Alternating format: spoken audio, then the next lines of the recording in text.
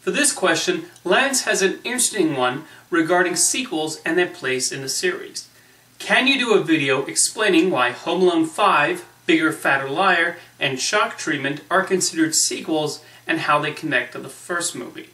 Those three films he mentioned do indeed have interesting connections to their predecessors, which creates a confusion of whether they could legitimately be called sequels.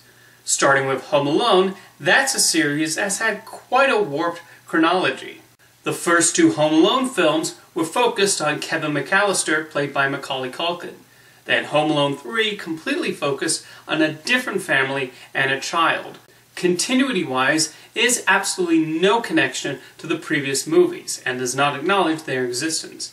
Home Alone 4 went back to McAllister's, but recast everyone, and from what I gather still acknowledges the events of Home Alone 1 and 2. Finally, Home Alone 5 again focuses on another family entirely.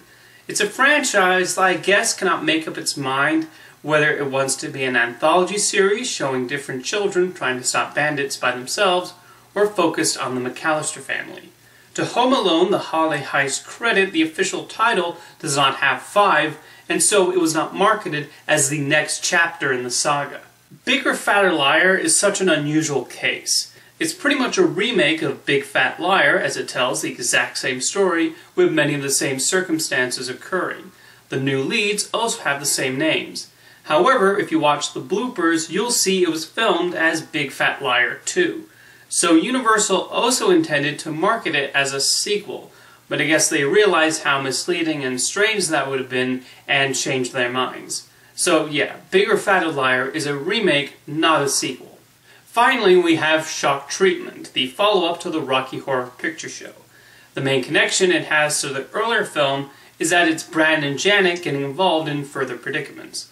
While Rocky Horror had Brad and Janet newly engaged, they are well into their marriage in Shock Treatment. The film was notably marketed as being not a sequel, it's not a prequel, it's an equal.